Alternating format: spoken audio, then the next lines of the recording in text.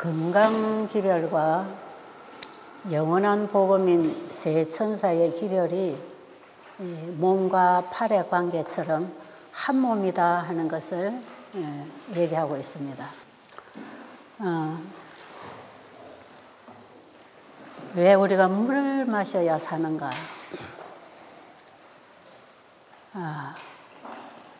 우리 몸에도 물이 필요하고 식물이 자라는데도 물이 필요하지요. 마찬가지로 우리의 마음에 성령이 임하셔야 말씀의 씨가 떨어져서 발아해서 자랄 수 있고, 식물이 자라나는 과정에도 반드시 비가 와줘야 되지요. 물은 절대적으로 식물이 자라는데 필요한 것처럼 우리 영혼이 살아가는데도 필요합니다. 그래서 우리는 성령을 구해야 된다는 게 왜 그런지 알아야 되겠어요. 이번에 제가 몇몇 분들을 만나보면서 또 우리 일본에서 오신 성도님들, 정말 이곳에 여러분이 열흘이라는 시간을 내서 오시기까지는 보통 결심이 아니라는 걸 알았고요.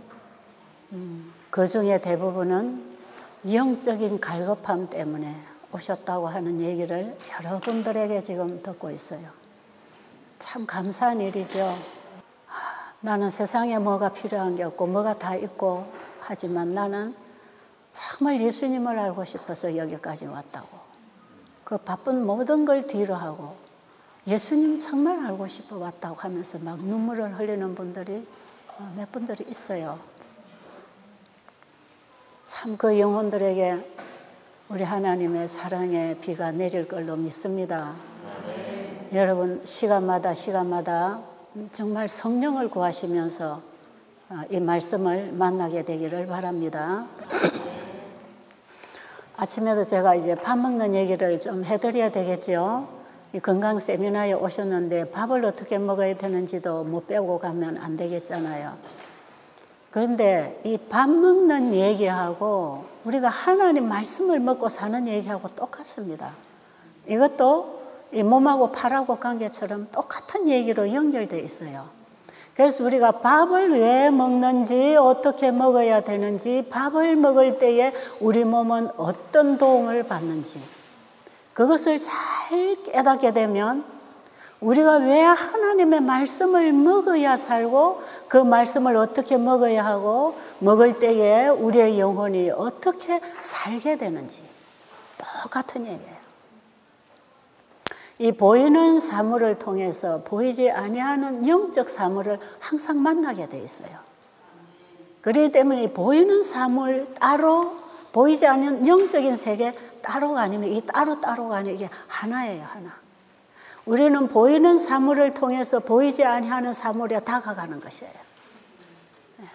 그래서 우리가 이 육적인 것을 무시하고 영적인 것만 추구한다든지, 영적인 것을 무시하고 육적인 것만 추구한다면 바로 이 몸하고 팔하고 분리되어 다니는 것하고 똑같습니다.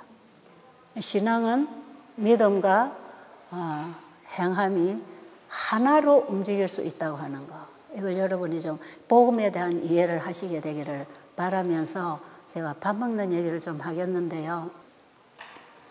먼저 제가 여러분에게 좀 부탁을 드리겠는데, 이 시간에 성경을 읽어 나가면 시간이 자꾸 가고, 제가 또 직접 성경을 못 읽기 때문에 옆에 숙노가 또 읽어줘야 되고, 이제 이런 좀 불편이 있는 거 양해하시고요.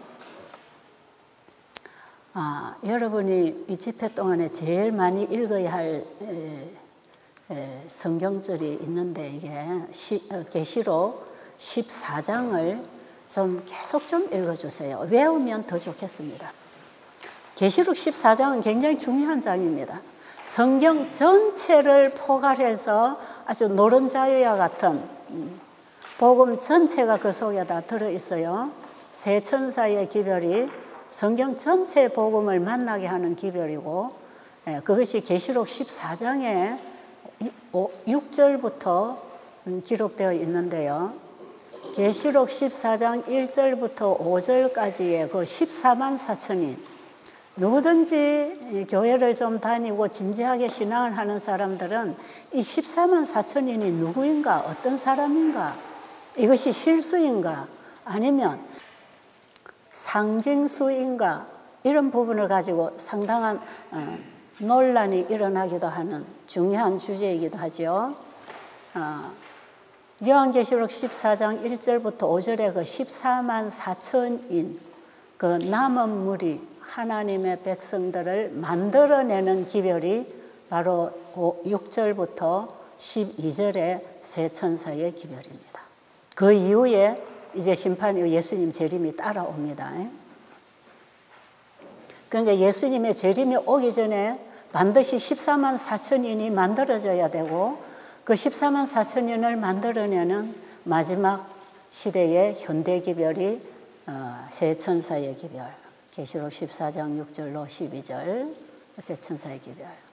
우리 여기에는 우리 개신교에서 오신 분들도 계시기 때문에 우리 재림교인들만 다 계시는 게 아니니까 이런 부분에 있어서 여러분이 좀 어떤 분들은 처음 들을 수도 있겠지만 다시 성경을 배우는 그런 심령으로 열린 마음으로 말씀을 대해 주시면 좋겠습니다.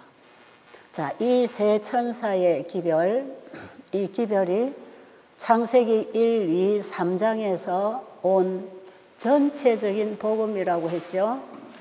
그래서 요한계시록에는 모든 성경이 다 만나집니다. 성경 전체가 요한계시록에서 만나지고 종결된다, 이렇게 기록되어 있어요. 요한계시록에서 복음도 전체 복음이 만나지고 복음도 종결되고, 요한계시록에서 사단의 심판도 종결되고, 그래서 하나님의 백성이 구원을 받는 마지막 죄 없는 하늘이 열리는 장면이 계시록 20장, 21장, 22장에 마지막 죄가 끝나는 죄 없는 세상이 다시 회복되지요. 그래서 요한계시록 14장은 이 복음을 이해하는 데 있어서 굉장히 중요한 장이기 때문에 이번에 제가 전체적으로 세 천사의 기별을 중심으로 해서 이제 건강기별과 또 믿음으로 말미암의 현대기별, 속죄의 기별, 성소진리의 마지막 예수님이 죄를 도말하시고 사단에게 죄를 옮겨 영원한 심판을 하시는 이 마지막 조사심판, 이런 문제들이 이 세 천사 기별 속에 다 들어있는 영원한 복음입니다. 그래서 이 밥 먹는 얘기 하나를 해도 이것이 세 천사 기별의 일부라는 걸 아시고, 복음을 우리가 만나고 경험하고 복음으로 살아가고 복음으로 자라가고 복음으로 죄로부터 이기고 벗어나는 그 힘을 우리가 받아 먹어서 실제로 경험해서 살아가는 증인이 돼야 되는 것. 마찬가지로 우리가 음식을 먹어서 그 음식이 주는 힘으로 우리가 자라나고 일을 하고 살아가면서 이 음식이 주는 그 힘에 의해서 모든 병을 이기고 물리치고 우리가 건강으로 살아갈 수 있는 이 음식 문제하고 하나님 말씀을 먹어야 사는 이 문제가 똑같다는 거. 이걸 보이는 것을 통해서 보이지 아니하는 영적인 것을 이해하는 것이 또 밥 먹는 것이다. 이렇게 여러분이 복음과 연결해서 우리의 식사법을 이해하면 좋겠습니다. 자, 그리고 우리의 몸은 하나님이 거하시는 성전인 거 맞습니까? 이 몸은 내 것이 아닙니다. 주님이 다 피로 사셨어요. 원래 하나님이 우리 안에 계시는 성전이었지만 사단이 내가 주인이다 하고 우리 마음 성전에 들어앉아서 나를 지배해 나가는, 그래서 우리가 죄의 종으로 살아가던 우리를 예수님이 오셔서 우리의 마음에 오셔서 다시 우리를 죄로부터 건져서 그분이 다스리시는 하나님의 백성으로 만들어주시려고 예수님이 오셨어요. 예수님이 우리의 마음에 오셔서 우리의 마음을 통하여 우리의 몸을 다스려 줄 것인데 그분은 우리의 마음에 말씀으로 오신다는 것, 그것도 이해하시기 바랍니다. 그래서 제가 어제 예수님하고 이 말씀하고 하나로 봐야 된다. 그래서 우리의 마음이 하나님이 거하시는 성전이라면 우리의 마음판에 하나님의 말씀이 새겨져서 그 말씀의 창조력이 우리의 영과 혼과 몸을 다스려서 우리가 하나님의 사람으로 온전하게 되도록 그 말씀이 우리를 재창조해 줄 것입니다. 이 경험을 하는 것을 복음의 능력을 경험한다고 하는 것입니다. 자, 요즘에 참 많은 설교들이 아주 홍수처럼 쏟아지고 있고요. 또 여러분이 여기 오셔서도 좋은 많은 또 말씀들을 지금 듣고 배우게 될 것입니다. 그리고 좋은 책들이 나와서 또 읽어서 우리가 얼마든지 공부할 수 있어요. 그러나 그 모든 것들이 내 속에 그 말씀이 들어와서 나에게 힘을 주고 능력을 주고 나를 지배하는 어떤 세력이 되지 아니할 때 우리는 그거 다 죽은 문자에 불과합니다. 교회를 수십 년을 다니면서 성경을 아무리 외우고 읽고 가르쳐도 그것이 나를 변화시키지 못하고 나를 그렇게 살게 하지 않는다면 그것은 다 죽은 문자에 불과한 거지요. 그것은 말씀을 먹고 사는 신앙이 아닙니다. 우리는 하나님의 말씀을 먹어야 합니다. 하나님의 생명을 받아 먹어야 합니다. 이 말씀을 생명의 말씀이라 하지요. 하나님의 말씀은 생명이 있다 그러지요. 이 말은 우리에게 생명이 있어서 우리를 살리는 능력이 되는 게 하나님 말씀이에요.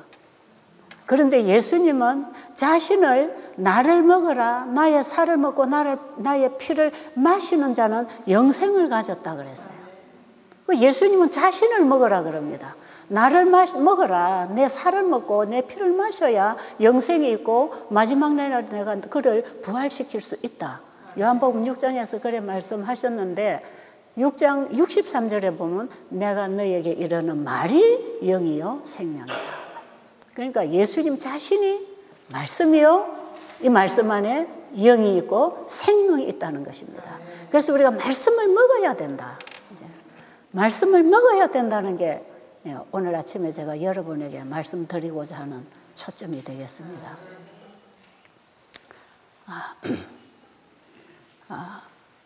제가 아무리 교회를 다니고 성경을 읽고 배워도 교회에서 하라는 대로 행동은 하지만 내 속에 변화가 안 일어나서 제가 갈등했다 그랬잖아요. 그런데 그게 왜 그런가 했더니요. 요한복음 5장 38절에 보니까 그 말씀이 네가 읽고 듣고 배운 그 말씀이 너희 속에 거하지 아니하므로 그가 보내신 자를 믿지 아니함이라. 제가 거기서 크게 제가 깨달았습니다. 네가 지금까지 교회 다니면서 읽고 배우고 1년 기억절 다 배우고 열세 기억절 다 배우고 가르치고 수없이 성경을 말하고 가르쳤는데 어떤 성경이 어디 있는지 찾으라 하면 퀴즈 대회 하면 제가 아주 1등으로 갈 만큼 성경을 많이 외우고 알았는데 그 말씀의 그 생명이 내 영혼을 일으켜주지 못했어요. 늘 죽어 있는 거죠. 그래서 입만 살아가지고 이래야 돼, 안 돼, 돼, 이래야 돼, 먹어야 돼, 말아야 돼. 이런 식으로 하면서 제가 신앙을 열심히 율법적으로 행위적으로 했지만 내 영혼, 내 속에는 이 생명이 작용하지 못했어요. 왜 그런가? 나중에 알고 보니까 그 말씀이 너희 속에 거하지 아니하므로 그게 답입니다. 여러분 여기에서 오늘 여러분의 문제의 해결책을 잡아야 합니다.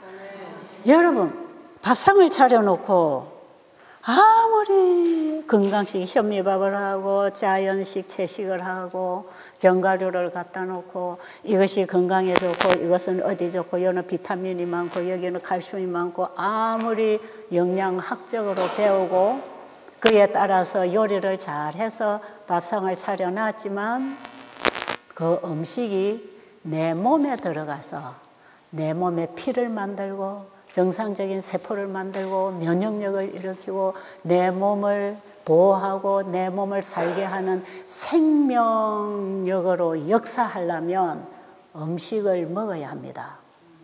그런가요? 너무 쉬운 얘기죠? 너무 당연한 얘기지요. 그래서 우리가 쉬운 말로 속담에 부뚜막에 있는 소금도 집어넣어야 짜다. 차려놓은 밥상 먹어야 산다. 밥상 차려놓은 거 구경해가지고 힘나지 않지요. 그동안에 제가 말씀을 많이 읽고 배우고 아는 것처럼 했지만 그 말씀을 내가 먹지 않았기 때문에 내 마음속에 받아들이지 않았기 때문에 그 말씀의 생명이 조금도 나를 가르치지 못하고 지배하지 못하고 힘을 주지 못했던 거죠. 그러니까 신앙은 영적인 것인데 나는 항상 육으로 신앙을 한다고 교회를 다니고 있었다 이 말이에요. 여러분, 이 문제가 오늘날 우리가 당면하고 있는 현실적인 문제입니다. 그거는 꼭 저에게만 해당하는 게 아니라 여러분 모두에게도 같이 해당하는 얘기예요. 그러면 하나님의 말씀을 먹어야 된다. 먹어야 된다. 여러분, 밥을 맛있게 먹으려면 먼저 뭐 해야 됩니까? 배가 고파야 되지요. 말씀이 먹고 싶어야 한다. 지금 여기 오신 분들은 그 말씀에 배가 고파 있어요. 진리에 배가 고파 있어요. 어떻게 하면 내가 진리를 깨닫고 예수님을 알아서 내가 예수님의 사람으로 살 수 있을까? 나도 어떻게 바울처럼 예수님을 만나서 바울처럼 살 수 있을까? 내 생애를 어떻게 주님을 위해서 살아드릴 수 있는 그런 마음이 내 안에서 일어날 수 있을까? 정말 그렇게 되고 싶은데 그 힘이 안 오는 거지요. 마치 중풍병자가 걷고 싶지만 절대로 몸이 말을 안 들어서 일어날 수 없는 것처럼 우리는 영적 중풍병자인 것입니다. 이 중풍병자에게 생기를 주어서 다시 신경을 살려서 생명력으로 일어나 걷게 하는 그 능력은 하나님의 말씀에 있었습니다. 자, 그럼 우리가 영적으로 일어나서 자라나고 살아나고 활동하는 영적인 산 사람이 되기 위해서는 하나님의 말씀이 들어와야 되지 않겠습니까? 그런데 그 하나님의 말씀이 우리 속에 들어오지 못하는 이유가 하나 있어요. 그게 뭐냐면 하나님의 말씀보다 자기 생각이 앞설 때, 하나님의 생각보다 내 생각이 더 옳다고 생각할 때, 하나님을 믿고 의지하기보다 내가 해야 된다고 생각할 때 나라는 존재가 방해꾼입니다. 내 자아, 나라는 존재가 방해꾼이에요. 그래서 이 말씀이 내 속에 들어오려면 내 생각을 내려놔야 합니다. 아십니까? 이게 내 자아의 돌덩어리를 뽑아내는 얘기가 되겠죠. 나를 내 생각을 포기하고 내 감정을 포기하고 내 계획과 내 뜻을 포기해야 돼. 그런데 우리는 신앙을 지금까지 어찌하냐 하면은 내 생각과 내 계획대로 되게 해달라고 하나님을 붙들고 늘어지는 거지요. 참 그게 시작부터 잘못된 것입니다. 우리가 하나님을 진정으로 알면 그런 신앙을 안 하게 돼 있어요.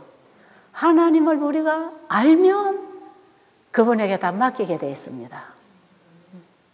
우리가 그분을 알면 그분을 사랑하게 되고, 그분을 사랑하게 되면 그분을 따라가게 되고, 그분을 얘기할 수 있는 사람이 되겠죠. 자, 하나님의 말씀 앞에 내가 포기되려면 하나님의 어떤 분인지 그 말씀에 어떤 능력과 약속이 주어져 있는지를 알아야 되겠죠. 그렇죠?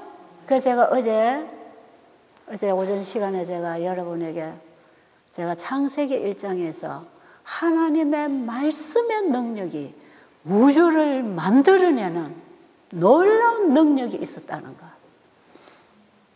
하나님을 본 사람이 없지만 하나님이 만들어 놓으신 이 물질들 세계를 보면서 분명히 이것을 만드시고 관리하시고 지금도 주관하고 계시는 하나님이 계신다는 걸 믿을 수밖에 없는 것입니다. 내가 지금 호흡하고 숨쉬고 살아 움직이는 이 자체도 하나님이 살아계신 확실한 증거이지요. 자, 하나님의 말씀에 내 생각이 포기되려면 하나님이 어떤 분인지를 알아야 되죠. 그리고 그 하나님이 우주 세계를 창조하신 분으로서 그분이 말씀하시니 그 말씀에 물질이 같이 따라 나와 존재하는 것이, 그래서 이 세상에 우리가 보이는 이 물질들이 다 하나님의 말씀으로 되어진 것이다. 여기에 대해서 확신이 와야 됩니다. 이 믿음이 와야 돼요. 제가 이 믿음이 생기기 전까지는 성경을 늘 이론적으로 읽고 성경에는 이렇게 기록되어 있지만 현실적으로는 아니니까 내가 생각한 대로 살아가야 된다. 이렇게 늘 살았지요. 하나님은 이렇게 말씀하셨지만 하나님 모든 것을 내게 맡기고 염려하지 말고 걱정하지 말고 나에게 맡겨버리라고 했지만 나는 그 문제를 내가 해결해야 된다고 늘 생각하고 내가 해결하려고 하는데 하나님이 좀 도와줘야 되겠다는 그런 부탁을 늘 기도로 하면서 늘 모든 문제를 내가 해결하려고 할 때 아무것도 해결이 안 된다는 것입니다. 그런데 창세기 1장에서 이 빛이, 창조주에 대한 빛이 오게 되면서 내 자아가 무너지는 걸 경험하게 됐죠.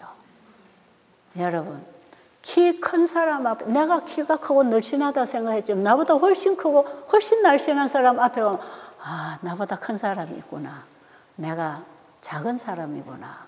그걸 알 수 있는 건 너무 당연하지 않아요? 상대적으로 하나님이라는 존재가 어떤 분인지를 알게 되면 나라는 존재는 정말 흙이요 버러지라는 것밖에 너무 이게 사실이라는 걸 알게 되는 것입니다. 그렇지 않을까요? 그럼 하나님 앞에 바짝 엎치는 거죠.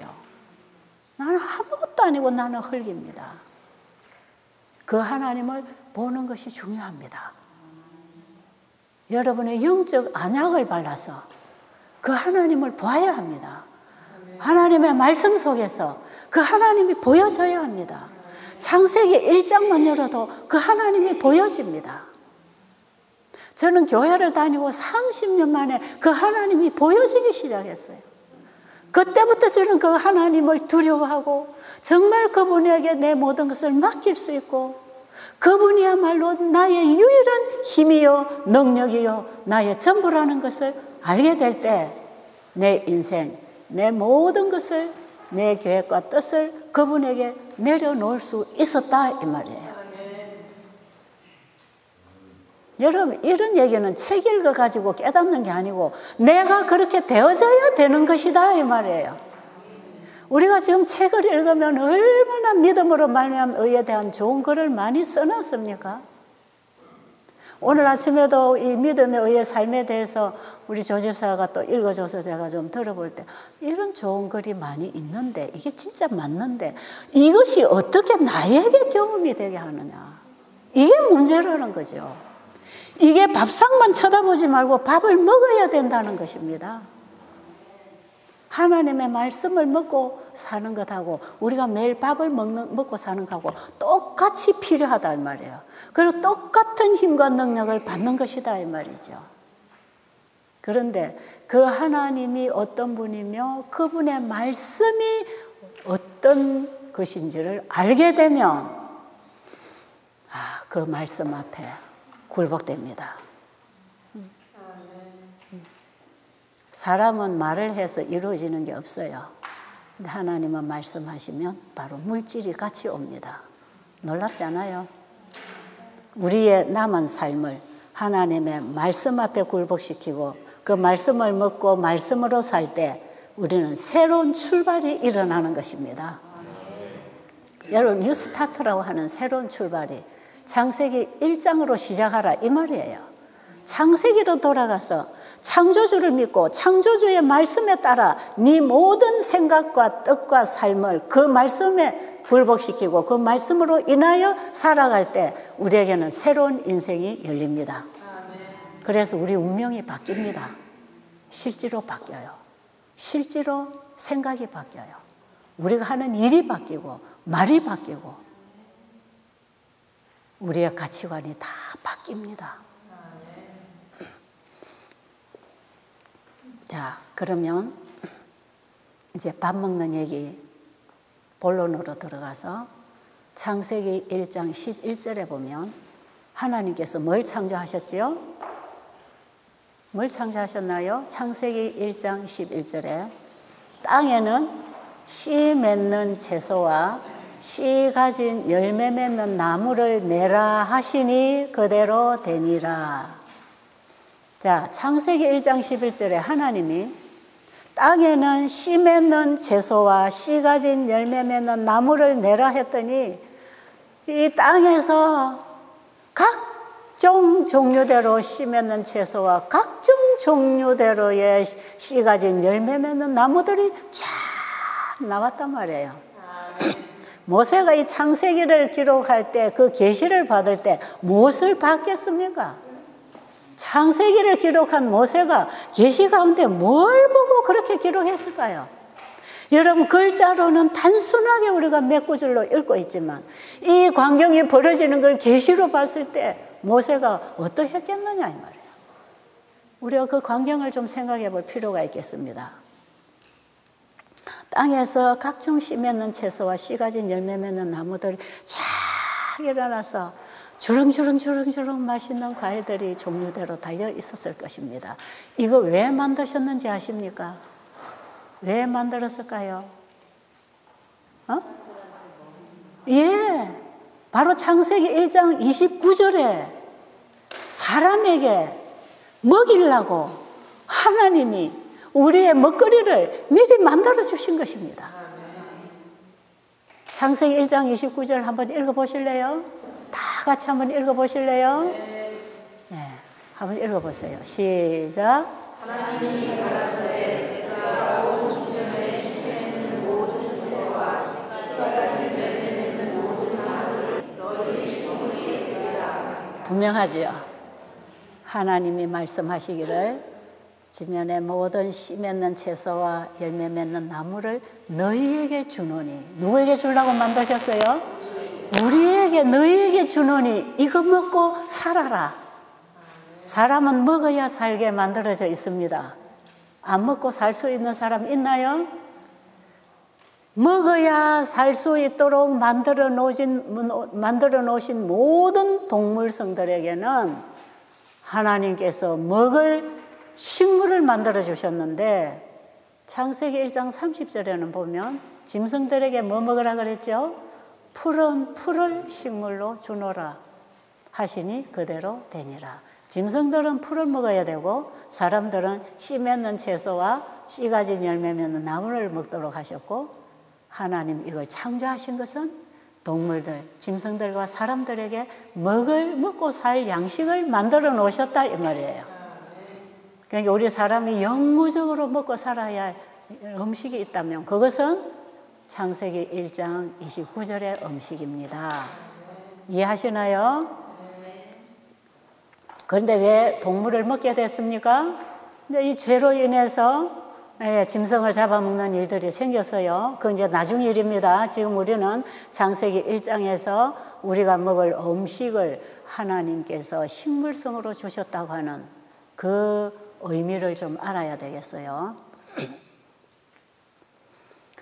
자, 씨 맺는 채소, 씨 가진 열매, 그걸 먹으라 했어요.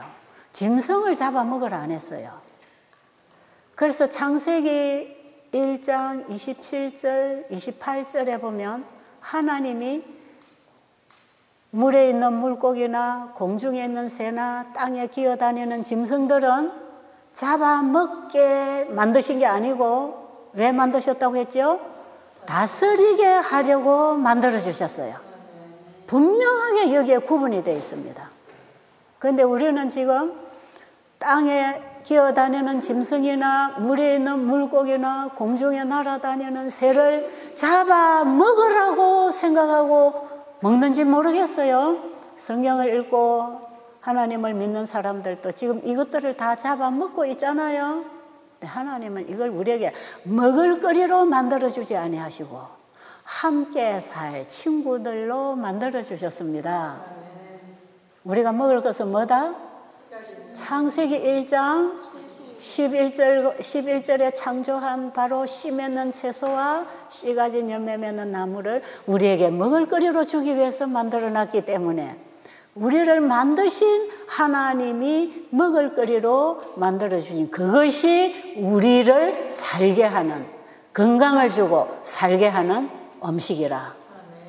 여러분, 영양학자가 되어서 다 이걸 연구하고 분석해서 알아야 되는 게 아니고 그냥 단순하게 우리 사람을 만드신 하나님이 우리 몸에 가장 좋은 음식을 만들어 주셨기 때문에 하나님의 말씀대로 먹으면 그게 우리에게 가장 유익하다.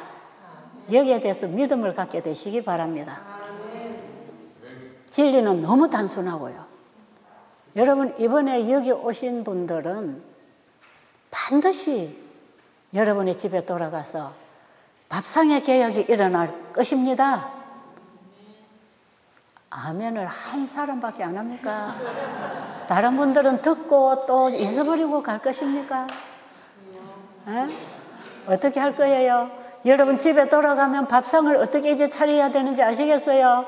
네. 여러분 적어도 건강 세미나에 오셨으면 밥상 하나라도 고쳐야 되지 않겠어요? 네.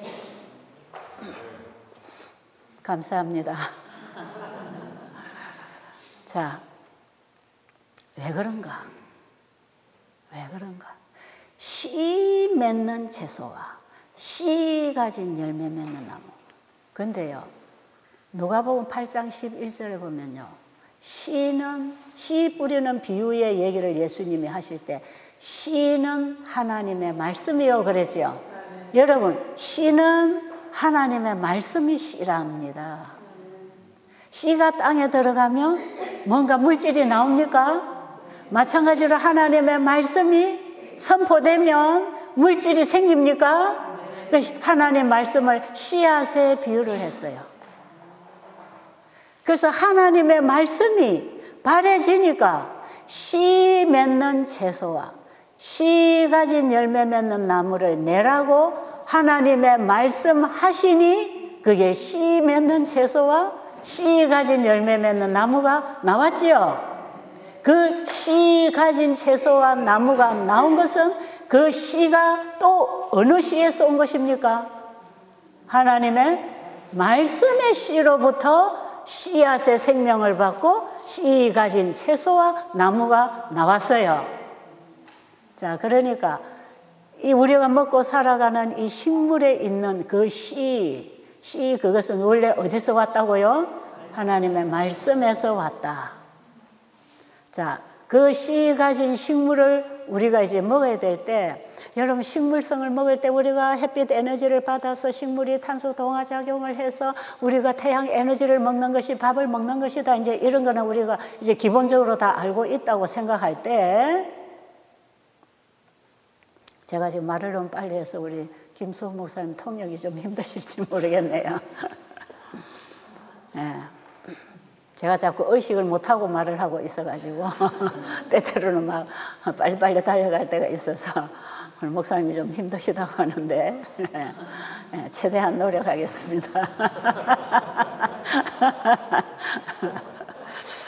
여러분, 우리가 씨 맺는 채소와 씨 가진 열매의 식물성을 포함하면 이런 겁니다. 모든 과일과 모든 견과와 모든 곡식과 모든 채소입니다. 그렇죠? 네. 과일과 견과와 곡식과 채소, 여기에 다 포함되지요?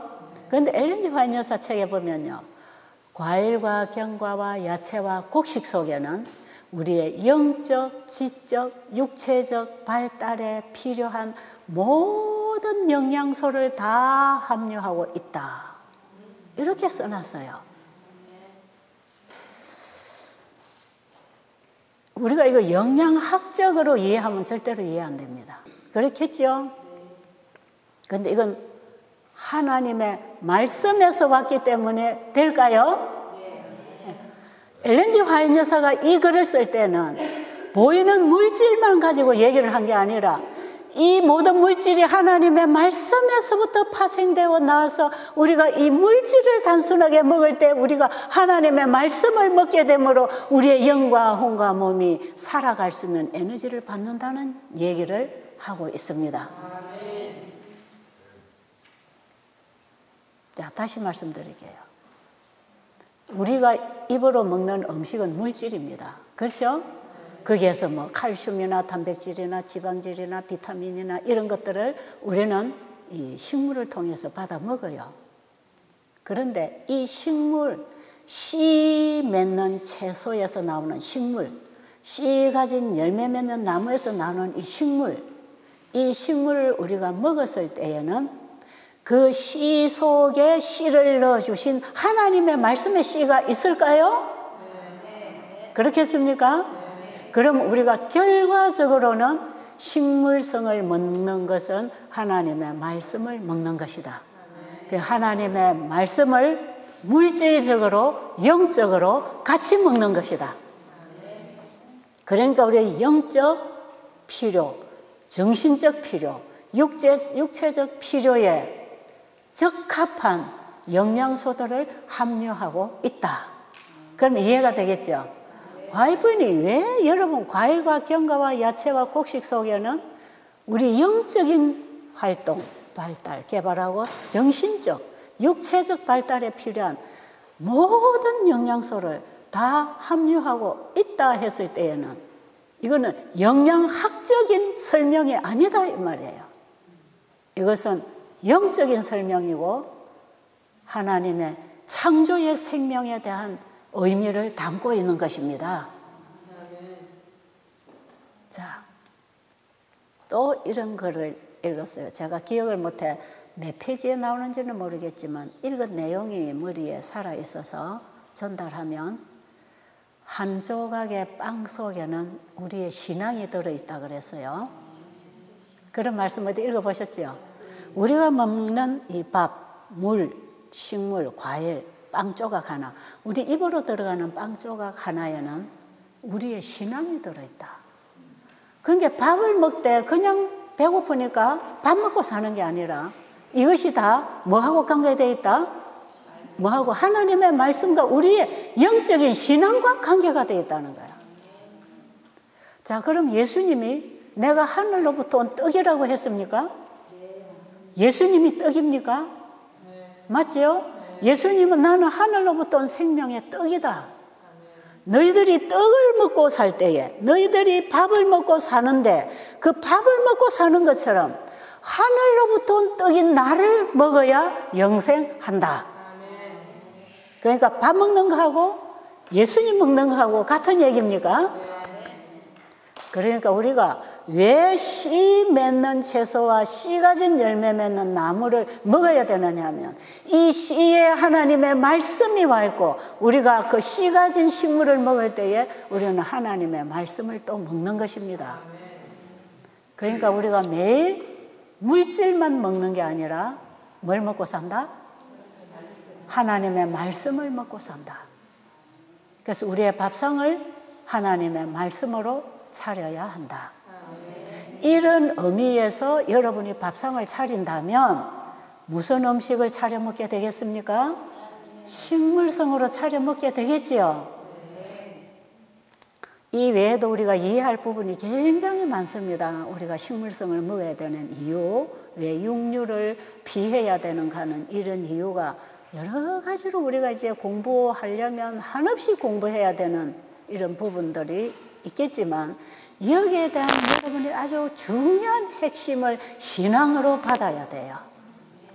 자, 그러면 예수님, 하늘로부터 온 생명의 떡인 예수님을 먹는다 하는 것은 바로 영생과를 이 땅에서 먹는 것이다.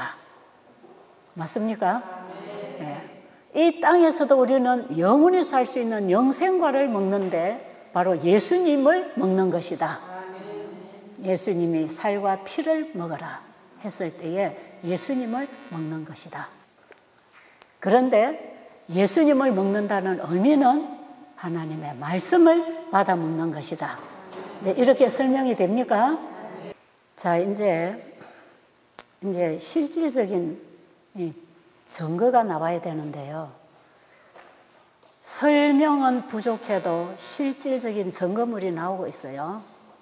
자, 어제 우리 조이 선교사가 이제 지금 정말 복음의 불모지에 우리가 지금 다니고 있습니다. 제 통역을 하고 있는 우리 조이 선교사가 자기가 보고 경험한 얘기들을 어저께 사진을 찍어서 이렇게 전달해 줄 때 저도 이 내용을 가만히 들으면서 이 지나간 이 그림을 쫙 그려주더라고요. 뭐 상세하게는 못했지만 이렇게 띄엄띄엄 지나간 그림을 이렇게 쫙 그려주는데 제가 이걸 들으면서 무슨 생각을 했냐면 제가 물론 그 현장에서 같이 일하고 같이 경험하고 같이 보고 그 내용 전달하는 것보다 훨씬 더 많은 사실들이 있단 말이죠. 그래서 저는 그 한 가지의 사건을 얘기할 때 거기 둘러싸고 있는 전체를 저는 알고 있잖아요. 그 얘기를 들으면서 이미 지나갔어요. 1년 전에, 2년 전에, 몇 달 전에 지나간 일들이 있죠. 그런 일을 하고 그 현장을 거쳐서 왔는데 그 얘기를 쭉 해줄 때 제 기억이 다시 한마디로 결론이 어떻게 내려지냐. 하나님은 지금도 살아계시고 하나님의 말씀은 지금도 창조의 일을 하고 계신다. 그겁니다, 그거. 하나님이 지금도 살아계시기 때문에 그분이 하신 말씀도 지금 살아있다. 여러분, 새천사의 기별은 뭡니까? 창조주를 선포하고 그분의 말씀으로 돌아오라는 거 아닙니까? 그게 회복과 재창조가 있다는 얘기거든요. 단순하게 한마디로 말하면 창조주께로 돌아오라는 것입니다. 그런데 우리가 가서 전하는 기별이 새천사 기별이에요. 창조주를 전하고 있습니다. 그 힌두교, 불교, 그 마호멧, 모슬렘 이런 국가들, 이런 국교가 되어 있는 국가들 그 복음의 불모지에 가서 유일하게 우리가 도움을 받고 살 수 있는 우리를 유일하게 살리고 치료할 수 있는 신은 창조주라는 걸 가르치고 있는 거예요. 그래서 창세기를 펴고 창조주를 가르칠 때 그들이 섬기고 있던 우상 숭배로부터 눈이 열리기 시작하고 그 하나님께 대한 믿음이 생기고 하나님의 말씀으로 먹고 하나님의 말씀에 순종하는 믿음이 생길 때 뭐가 일어났다고요? 몸에 놀라운 회복이 일어나고 있더라. 어제 그 얘기 많이 들었죠? 실제로 그 사람들이 그렇게 나아졌어요. 나아져가지고 이들이 또 의료 선교사가 되어가지고 그 지역에 이 복음의 불쏘시개가 되어서 이곳저곳에 받은 자가 가지고 가서 불 붙이고 가지고 가서 불 붙여가지고 정말 주변 국가들에게까지 이 빛이 전달되고 있더라 이 말이에요. 그러니까 거기 가서 붙들려 있으면 1년 내내 못 돌아와요. 예. 그리고 우리 조이 선교사는 그거 붙들렸어요. 나는 늙어서 지쳐 있으니까 집에 가 쉬고 오고 자기는 현장에서 계속 뛰는 거예요 지금. 그런데 동일하게 일이 일어난단 말이에요. 뭐 하니까요? 창조주를 가르쳐주고 그 말씀이 지금도 살았다. 우리가 밥상에서부터 신앙을 다시 시작해야 된다. 하나님의 말씀으로 우리가 돌아가야 한다. 이거 단순한 진리. 성경을 우리가 복잡하게 많이 가르치고 설명하려고 안 해요. 이 말씀을 받아 먹고 나면 이 많은 설명이 내 몸에서 내 경험으로 만들어지는 것입니다. 어제 그 생생한 간증들을 여러분에게 들려드렸지 않습니까? 이런 일이 일어난다 이 말이에요. 그럼 제가 더 이상 무슨 설명이 필요하겠습니까?